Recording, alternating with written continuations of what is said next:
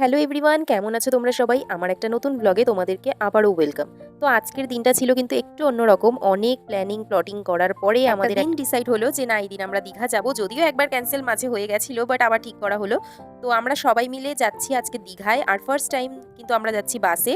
আর এই কারণেই বললাম যে একটু অন্যরকম, কারণ এবার আমরা কিন্তু মা, কাকি, দিদি সবাই মিলে যাচ্ছি। মানে কোনো বয়েজ অ্যালাউ ছিল না, অনলি আমার ভাই ছিল। তো যাই হোক, আমরা কিন্তু এখানে পৌঁছে গেছি। পৌঁছে কিন্তু চেক ইনও করে ফেললাম। যদিও আমরা একটু বিফোরই পৌঁছেছিলাম, একটু ওয়েট করলাম, তারপরে তো আমাদেরকে রুম দিয়েই দিল। আর আমরা কিন্তু আগে থেকেই রুম বুক করে হোটেলের রুমের ট্যুর আমি কিন্তু এই ভিডিওতে দিচ্ছি না, ওটা একটা সেপারেট ভিডিওতে আসবে। আমরা একটু খাওয়া দাওয়া করে নিয়েছি, মানে সকালের ওই টুকটাক ব্রেকফাস্ট। আর এখন রেডি হয়ে নিয়েছি, যাব সমুদ্রের দিকে। তো তার আগে কয়েকটা ছবি টবি তুলে নিই, ফোন আর নিয়ে যাব না। তো চলো, আবার তোমাদের সঙ্গে পরে দেখা হবে।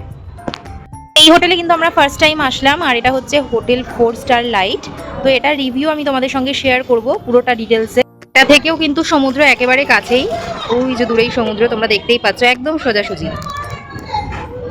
তো তোমরা যারা আমাকে চেনো বা আমার ভিডিও দেখো অনেকদিন ধরে, তারা তো জানোই আমরা বছরে অনেকবারই এদিক ওদিক ঘুরে বেড়াই।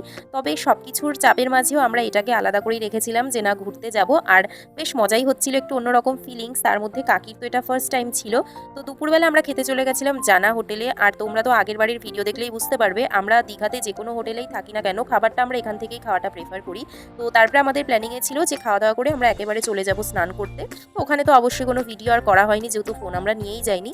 তারপরে কিন্তু দুপুরে একটু রেস্ট করার পরে আমরা চলে গেছিলাম উদয়পুর বিচের দিকে। যদিও এই সময়টাতে না আমি যাইনি, আমি রেডিও হয়েছিলাম, বাট এতটা শরীরটা খারাপ লাগছিল আমি আর যাইনি, স্কিপ করে গেছি। একবারে আমি বিকালে বেরিয়েছিলাম। তো এই যে ভিডিওগুলো তোমরা দেখতে পাচ্ছ, সবটাই কিন্তু আমার দিদি ক্যাপচার করে এনেছে।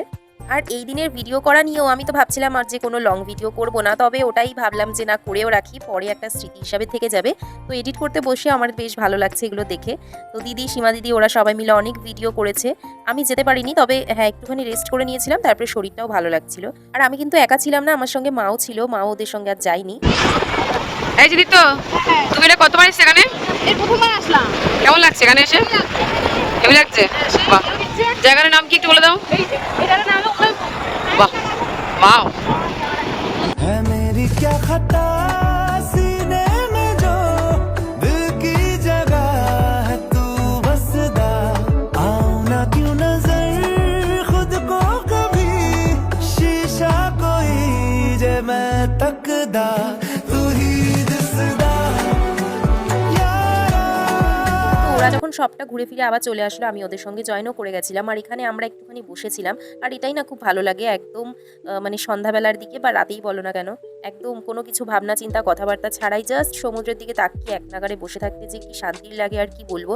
তবে এখন তো অতিরিক্ত ভিড় হয়ে যাওয়ার কারণে আর ওই ব্যাপারটা থাকে না, খোলামেলা ব্যাপারটা। তবে ঠিক আছে, আর কি করা যাবে, সবাই যায়। আর যেহেতু এই সময়টাতে গরমের ছুটি ছিল, ওই কারণে আরও বেশি ভিড় হয়েছিল। তো এরপরে আমরা ডিনার করে চলে এসেছিলাম কিন্তু রুমে। আর সেরকম আর কোনো ভিডিও করা হয়নি। নেক্সট দিন আমরা যাব সকালবেলা সানরাইজ দেখতে, যার কারণে আমরা ঘুমিয়ে পড়েছিলাম তাড়াতাড়ি। তো এটা হচ্ছে কিন্তু ঠিক পরের দিন সকালেই। তো যদিও অত তাড়াতাড়ি তো আর ওঠা হয়নি, তবে আমরা রেডি হয়ে বেরিয়ে পড়েছি একদম মোহনাতে যাব বলে। তো আমরা চলে এসেছি, আর দেখছি এখানেও বেশ অনেকটাই ভিড়।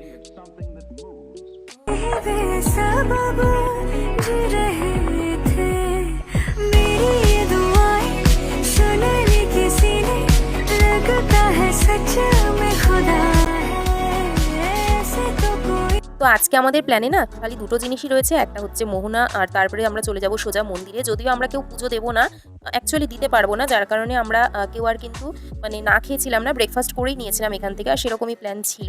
আর যাই বলো না কেন, দীঘা যতবারই আসি না কেন, আমার তো তারপরেও যেন আসতে ভালোই লাগে। আর যেহেতু এরকম ফ্যামিলি নিয়ে এসেছি, আরও ভালো লাগছিল, অন্যরকমই মজা, সব ভাই বোনদেরকে নিয়ে, তার মধ্যে মা কাকিরাও রয়েছে, খুবই ভালো লাগছিল। তো আমরা এখান থেকে ব্রেকফাস্ট করে নিচ্ছি, যে যার মতো নিয়েছিলাম। আমি তো বোধহয় ঘুগনি আর পাউরুটি নিয়েছিলাম।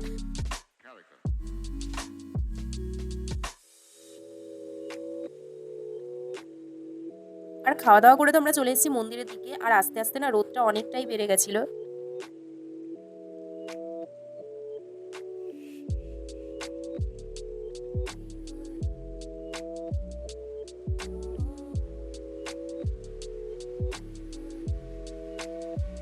তো মন্দির দর্শন করে আমরা কিন্তু বেরিয়ে পড়েছি আর এবার চলে যাব হোটেলের দিকে। যেহেতু মন্দির থেকে আমাদের হোটেলটা কাছেই ছিল, তো আমরা ভাবলাম হেঁটে হেঁটেই চলে যাই। আমাদের হাতে অনেকটা সময়ও ছিল, এখন ওই 9:30 পৌনে 10টা মতোই বাজে বা হয়তো তারও কম। আর আমি হাত দিয়ে দেখাচ্ছি, দেখো ওই হচ্ছে আমাদের কিন্তু হোটেলটা, অনেকটাই কাছে। তো এরপরে আমরা কিন্তু ট্রেনে উঠেও পড়েছি, ট্রেনটা ছেড়ে দিয়েছে আর অনেকটাই চলে এসেছি। আর জায়গাটার নাম তো আমার ঠিক মনে নেই। নিমেষের মধ্যেই যেন একটা দিন কেমন হই হই করতে করতেই কেটে গেল। তো আমি যেহেতু খুবই ফ্যামিলি ওরিয়েন্টেড পার্সন, তার সঙ্গে আমার ঘুরতে বেশ ভালোই লাগে আর খুব ভালো লেগেছে আমার ট্রিপটা। ইনফ্যাক্ট আমাদের প্রত্যেকেরই খুব ভালো কেটেছে।